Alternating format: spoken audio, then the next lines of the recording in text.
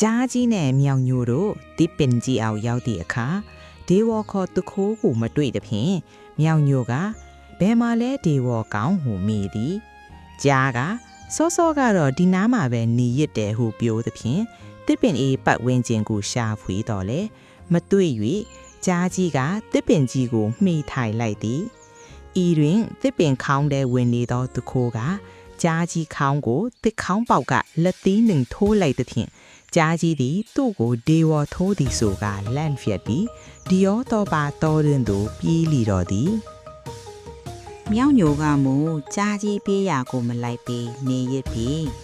ကြားကြီးသည်မိမိမကြောက်ကြောက်အောင်လိန်ညာဖျားယောင်း၍ညံစင်ကျန်းသာချစ်သည်ကြားကြီးပြောသည်ကိုငါမယုံသူသည်စင်းလဲပေါ်ကြားထစ်သည်ဆိုကတကယ်ဒီဝါဟုတ်မဟုတ်သိရအောင်ဆိုသည်သူ့အမီကိုတစ်ခေါင်အပေါက်ထဲလိုကြည့်သည်ဤတွင်တခိုးကမြောင်ညိုအမီကိုစောင့်ဆွဲလိုက်သဖြင့်သူ့ကိုဒီဝကအမီဆွဲသည်ဆိုပြီးပြေးလီတော်သည်တောဆက်သူရောက်သည့်အခါယုံတကောင်သည်ကြားနှင့်မြောင်ညိုတို့မတင်းမရင်ပြေးလာသည်ကိုမြင်လေသည်တို့မြင်လျင်မြင်ချင်းစီး၍အဆွေကြားနှင့်အဆွေမြောင်ညိုဘာကြောင့်ကြောက်ကြောက်လန့်လန့်ပြေးလာကြပါသလဲဟုမေးလေသည်ကြားကြီးနှင့်မြောင်ညိုတို့မော်ကြီးပန်းကြီးနှင့်ကြားကြီးကလည်းဒီဝါကလက်သီးနှင့်ထိုးသည့်အကြောင်းမြောင်ညိုကလည်းဒီဝါကအမီးဆောင်ဆွဲကြောင်းတယောက်တစ်မျိုးခံစားချက်များကိုယုံအားအကြောင်းစုံရှင်းပြသည်ယုံငါမူအိုးအဆွေတို့ဘာတွေလျှောက်ပြောနေပါသလဲဒေဝဆိုဒီမှာမကြားဘူးပါတင်တို့ယခုပြောမှကြားဘူးရသည်ကျွန်ုပ်ကိုလိုက်ပြပါဟုဆိုသဖြင့်ကြားကြီးနဲ့မြောင်ညိုကအဆွေကကျွန်ုပ်တို့ဒုက္ခရောက်သည်ကိုကြည်လို့၍ဒုက္ခဘေးဒဏ်ရောက်အောင်ဒေဝစီကိုဝကွတ်အမလို့လားဟုပြောကြသည်အိုးအဆွေတို့တင်တို့အမားကြီးမားနေကြပြီရိုးသူကိုတခိုးထင်တခိုးကိုရိုးသူထင်ကမပြောပါနဲ့ကျွန်ုပ်သည်သူတစ်ပါးအတိဒုက္ခရောက်မှာကိုခြောက်မတွန်းတတ်ပါသူတစ်ပါးဘေးဒုက္ခကိုကယ်ဆယ်ဖို့ရန်အသင့်မှာ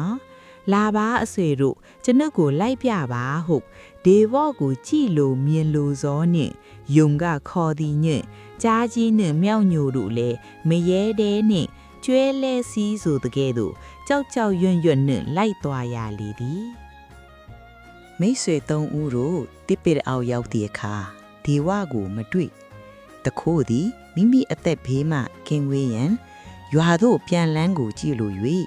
တစ်ပင်ထိပ်မှတက်ကြည့်နေခြင်းဖြစ်လေ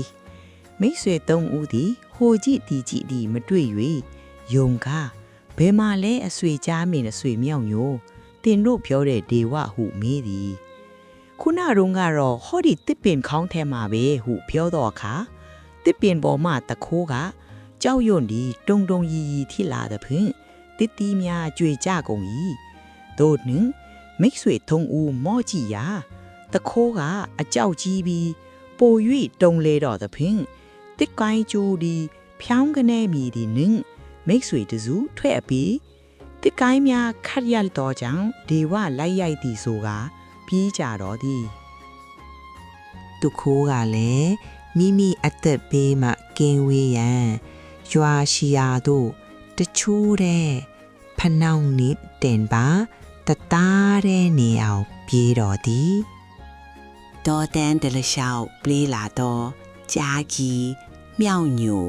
ယုံအဆွေသုံးကောင်ကိုမြင်တော့ကေတရာစာချင်းသိမင်းကအဆွေသုံးဦးဘာအရေးအကြောင်းကြောင့်အခုလိုထိတ်လန့်တကြားပြေးလာရတယ်လေဟုဟင်းဟောက်ကမေးလိုက်သည်အဆွေတစုကကျွန်ုပ်တို့ပြေးလာရခြင်းမှာဒေဝဤရန်ကိုကြောက်၍ပြေးလာရခြင်းဖြစ်ပါれဟုရှင်းလင်းပြောပြလိုက်သည်ကေတရာစာချင်းသေးမင်းသည်ဟာဟာဟာဟုဟဲ့ဟဲ့ပက်ပက်ရေမောကတင်တို့သည်အတွေးအခေါ်အမျော်မြင်နေသေးလားပဲတေဝဆိုဒီမှာမိုးကိုခေါ်သည်တင်တို့ကိုဒုက္ခပေးနေသည့်ဒေဝသည်လူသားဖြစ်ရမည်တင်တို့အဆွေသုံးဦးသည်ကျွန်ုပ်နှင့်သာမတွေ့လျင်ခေရချေ၏တင်တို့အဆွေတစုဒ ဒုက္ခပေးနေသည့်တေဝါအရေးချုံလူကိုအမောပြေအပန်းပြေစိတ်ပြေလက်ပြောက်စားရအောင်သွားရှာကြရအောင်ဟုဆိုကသွားကြလေသည်တစ်ပင်အောင်တော့ရောက်တော့အခါတခိုးကိုမတွေ့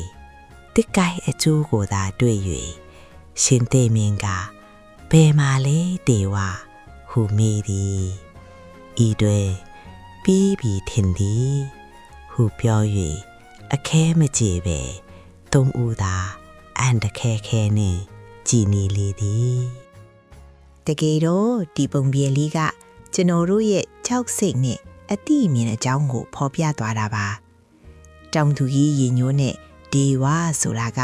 ရွာသွင်းဖြူလာတဲ့မိုးကိုဆိုလိုတာဖြစ်ပေမဲ့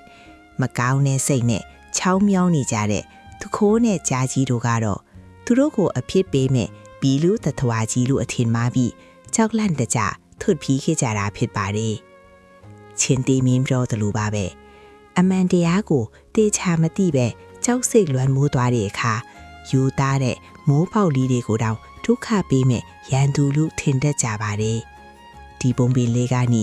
အရာရာကိုစင်ကျင်တုံတရားနဲ့အမှန်တရားမြင်အောင်ကြည်ဖို့ဆိုတဲ့သင်ခန်းစာလေးကိုပေးသွားရင်းနဲ့ပဲဒီနေရာမှာပဲငကုံချုပ်လိုက်ပါတယ်ခင်ဗျာ